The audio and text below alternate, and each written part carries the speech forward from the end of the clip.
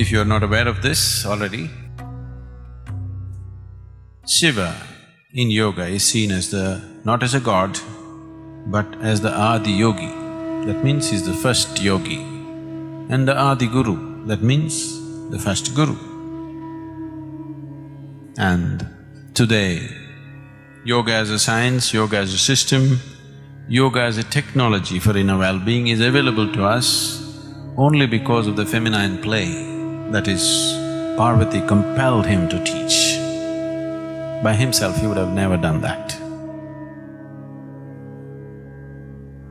So because he became the first guru, naturally he developed disciples and devotees. Of the first 7 disciples that he taught yoga to, who are known as Saptarishis,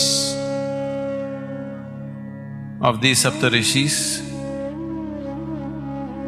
the whole of southern mysticism has come from Agastya Muni. He is everything to us here because everything that we know is from him. He was Shiva's direct disciple. Another disciple was Bhrigu.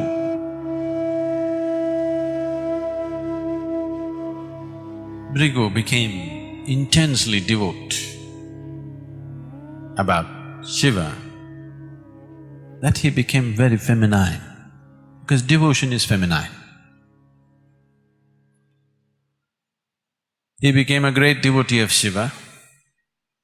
So every day he comes and he wants to do… 3 times he wants to circumambulate Shiva. That means he wants to do pradakshina 3 times. He doesn't start his day without doing that. And Parvati is right here. By now she is also a fully enlightened being. But he ignores her completely and he goes only around Shiva, never around both of them. So Parvati felt little irked by this. So one day, she sat close to him. Then Bhrigu came and there was no way to go around Shiva without going around Parvati, so he asked her to move. This is the way of a devotee. They are not logical people, very feminine. But they're intense. Parvati said, "Why should I move?" He said, "I will go only around the Lord, not you." Bhrigu saw there was not enough space for him to go around Shiva alone, so he converted himself into a mouse and went around Shiva alone, ignoring Parvati or excluding Parvati from the circumambulation. So Shiva was just amused by this tiff that is going on between his wife and his devotee. So he looked at the whole thing and he grabbed Parvati and put her on his lap, just to see what he will do. How is he going to circumambulate Shiva without circumambulating Parvati now, because she is sitting on his lap? Then Bhrigu transformed himself into a bird and went around just Shiva.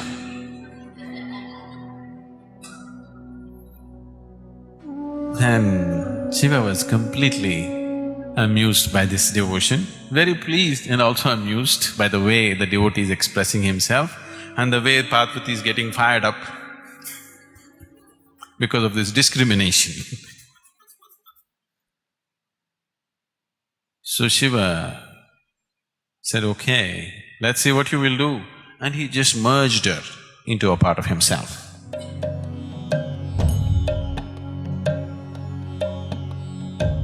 Shiva has become half Parvati and half woman, half man. This is half man, half woman. If one knows how to nurture this one to its fullest extent, this will become half man, half woman, and that is how it will be. So this is called Ardhanari, where he is half man and half woman. So he made her a part of himself, just to see what the devotee will do. Now Bhrigu made himself into a bee and went around only the right leg.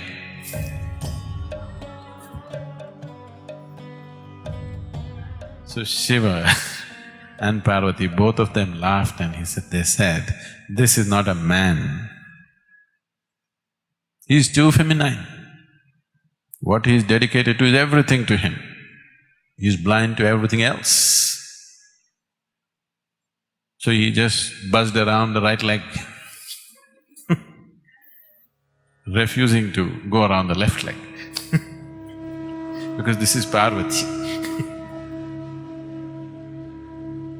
Then this childish way of devotion of Bhrigu was amusing and nice, but at the same time, Shiva did not want Bhrigu to be lost in his devotion and miss the ultimate nature of the existence.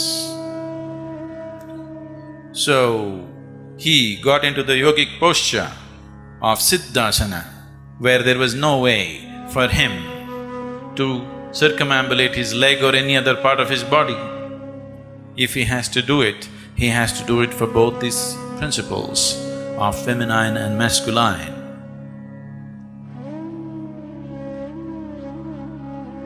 So this is how this body became like this, that it is half male and half female, or masculine and feminine in equal proportions. If one knows how to nurture this one, both will be fully active and alive in every human being. If we let these two parts of us reverberate as intensely as the other, each one of us can be a 100% man and 100% woman within ourselves. The whole science of yoga is based on this, that you should not miss either the masculine or the feminine in you.